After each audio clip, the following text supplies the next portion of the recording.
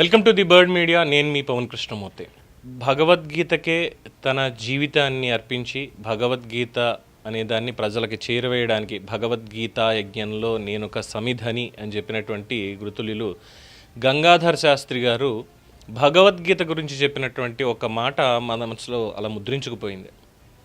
ఏంటంటే, ఇది ఎవరినో కించపరిచేటువంటిదో లేదంటే ఇంకొకరిని విమర్శించేటువంటిదో కాదు, కానీ ప్రపంచం మొత్తంలో కూడా భగవంతుడే ఇచ్చినటువంటిది భగవద్గీత మాత్రమే. అది భగవంతుడే ఇచ్చినటువంటిది. ఆ మాట భగవంతుడే ఇచ్చినటువంటిది. మిగతా ఏ గ్రంథాలకైనప్పటికీ కూడా, మిగతా ఏ వేటికైనా సరే అది భగవంతుడు స్వయంగా వచ్చి ఇచ్చినటువంటివి కాదు, ఆయన నుంచి మిగతా వాళ్ళు పుట్టించినటువంటివి. కానీ భగవద్గీత ఆయన నుంచే ఉద్భవించింది. స్వయంగా ఆయనే వచ్చి కర్తవ్యోన్ముఖులందరూ ఇలా చెయ్యాలి అంటే అర్జునుడు ఇన్ ద సెన్స్ ప్రపంచాన్ని తీసుకుంటే మనమందరం అర్జునులమే. ఆ గీతా సారథి ఎవరైతే ఉన్నారో పరమాత్మ, ఆయన మనందరికీ చెప్పినట్టే భావించాలి. ఎందుకు ఈ మాట అంటున్నానో ఆయన చెప్పిన తర్వాత అంటే, భగవంతుడి నోటి నుంచి ఉద్భవించింది, ఆయనంతటా ఆయనే మనకి ఇచ్చినటువంటి వరం అది Bhagavad Gita. Bhagavad Gita is nothing but our life. అది మన జీవితం. జననం నుంచి మరణం దాకా మన జీవన గమ్యం అంతా కూడా భగవద్గీతే అని చెప్పారు. అది చాలా గొప్పగా అద్భుతంగా అనిపించింది. దీని నుంచి స్ఫూర్తి పొందినటువంటి వాళ్ళని ఎంతమంది నేను చెప్పాలి?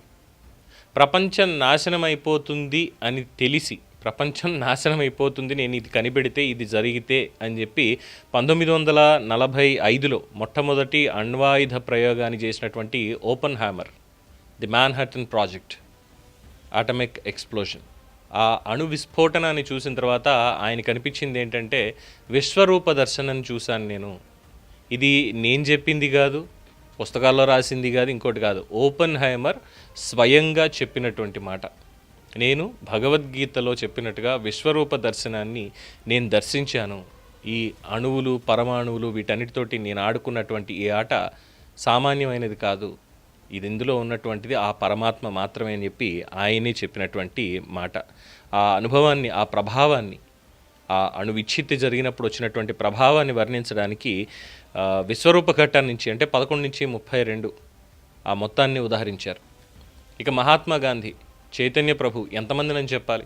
అలాగే ఇప్పుడు కూడా భగవద్గీతను ముందు, ఆ గ్రంథాన్ని ముందు పెట్టుకొని ఏదైనా సమస్య ఉంది, లేదు మనసు ఏదో చిరాగ్గా ఉంది అని కళ్ళు మూసుకొని ఏదో అధ్యాయం తెలియకుండానే, మొత్తం 18 అధ్యాయాలు ఉన్నాయి, 18 యోగాలు, అవన్నీ కళ్ళు మూసుకుని ఏదో ఒక పేజీని అలా తీయగానే అందులో ఉండేటువంటి ఆ 2-3 శ్లోకాల్లో మన సమస్య ఏదైతే ఉందో దానికి సంబంధించి అన్యాపదేశంగానే మనకు తెలియకుండానే అవును ఇందులోంచి ఇలా ఎందుకు చేయకూడదు అనేటువంటి ఒక ఆలోచన పురిగొల్పుతుంది.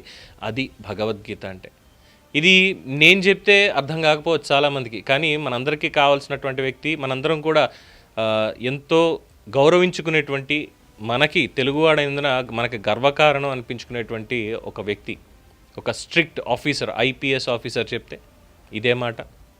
Yes, is none other than చాలా సెన్సేషనల్ కేసెస్ డీల్ చేసినటువంటి జాయింట్ డైరెక్టర్ ఆఫ్ సిబిఐ, మాజీ ఐపీఎస్ జేడి లక్ష్మీనారాయణ గారు, అదే వివి లక్ష్మీనారాయణ గారు. అందరికీ జేడీగానే పరిచయం కాబట్టి జేడీ గారని పిలుచుకుందాం మనం కూడా. సో ఆయన అన్నటువంటి మాటలే. ఇటీవల ఒక కార్యక్రమానికి వెళ్ళారు. ఆ కార్యక్రమంలో దాదాపు 4,028 మంది విద్యార్థులు, 4,028 మంది విద్యార్థులు సామూహికంగా భగవద్గీతలోని 15వ అధ్యాయాన్ని పారాయణం చేశారు. విద్యార్థులు పారాయణం చేశారు కర్నూలులోని ఒక ప్రైవేట్ పాఠశాలలో జరిగినటువంటి కార్యక్రమంలో. ఆయన చాలా సంచలనాత్మకమైనటువంటి విషయాలు వెల్లడించారు. సంచలనాత్మకం అని ఎందుకంటున్నాను అంటే, భగవద్గీత ప్రశస్తి ఏమిటి, భగవద్గీత అంటే ఏమిటి, what is the power of Bhagavad Gita అనేది తెలియజెప్పడం కోసం. సిబిఐలో ఉన్నప్పుడు ఎన్నో ఒత్తిళ్లు, బెదిరింపులు ఎదుర్కొన్నాను. నన్ను భయపెట్టేందుకు కొందరు రక్తంతో లేఖలు రాశారు. నీ రక్తం చూస్తామని హెచ్చరించారు. అయినా నేను భయపడలేదు. భగవద్గీతపై ఉన్న నమ్మకంతో నా కర్తవ్యాన్ని నిర్భయంగా నిర్వర్తించాను. ఇది ఆయన చెప్పినటువంటిది. చాలా విద్యాధికుడు ఆయన. సమాజానికి ఏం కావాలి అనేది తెలిసినటువంటి వ్యక్తి, సమాజానికి నిర్దేశించేటువంటి వ్యక్తి, ఆ స్థానంలో ఉన్నటువంటి వ్యక్తి. ఆయన చెప్తున్నారు, భగవద్గీత నన్ను నిలబెట్టింది, భగవద్గీత నాకు ధైర్యాన్ని ఇచ్చింది, భగవద్గీత నా కర్తవ్యాన్ని నిర్దేశించింది, భగవద్గీత దాని మీద నమ్మకంతో నేను నా కర్తవ్యాన్ని శ్రద్ధాభక్తులతో నేను నిర్వర్తించాను. ధైర్యంగా నిర్వర్తించాను. అంటే భగవద్గీత అంటే ఒక ధైర్యం, భగవద్గీత అంటే ఒక ఆలంబన, భగవద్గీత అంటే ఒక స్నేహితుడు, భగవద్గీత మన జీవన గీత. అందులో ఎటువంటి మొహమాటం లేదు. ఇది కూడా ఇంకో 2 పాయింట్లు కూడా చెప్పారు. భగవద్గీత విద్యార్థుల్లో నైతిక విలువలు, ధైర్యం, నిర్ణయాలు తీసుకునేటువంటి శక్తిని పెంచుతుంది. అహింసను బోధించిన మహాత్మా గాంధీ, సాయుధ పోరాటం చేసిన నేతాజీ సుభాష్ చంద్రబోస్ వంటి మహనీయులు కూడా భగవద్గీతను ఆశ్రయించారని గుర్తు చేశారు. భగవద్గీత ప్రపంచానికే మార్గదర్శకమని, అది భారతదేశంలో పుట్టడం మన అదృష్టమని, గీతను చదివిన వారు జీవితాన్ని ధైర్యంగా ఎదుర్కోగలరు, ఇది నా ప్రత్యక్ష అనుభవం అని శ్రీ లక్ష్మీనారాయణ గారు ఇచ్చినటువంటి స్టేట్మెంట్. ఇది నా ప్రత్యక్ష అనుభవం. గీతని చదివిన వారు జీవితాన్ని ధైర్యంగా ఎదుర్కోగలరు.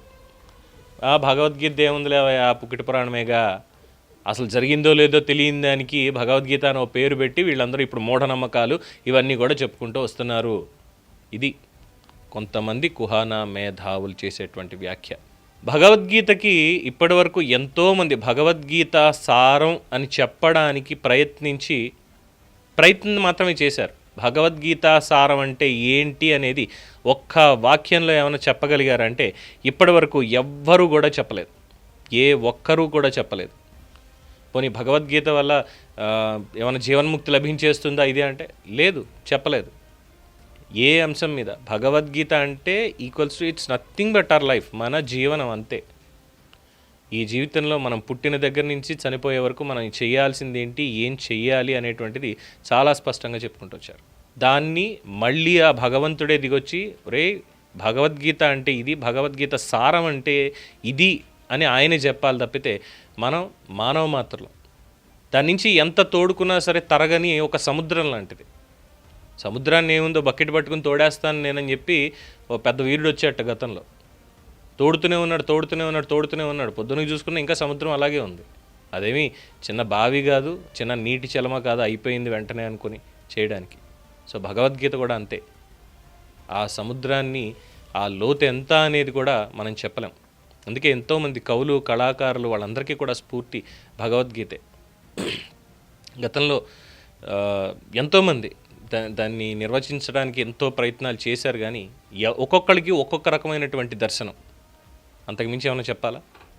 సో భగవద్గీతని చదివిద్దాం. భగవద్గీత మన జీవన గీత. దీని మీద మీ అభిప్రాయాన్ని కామెంట్స్ రూపంలో తెలియజేయండి. చూస్తూనే ఉండండి ది బర్డ్ మీడియా.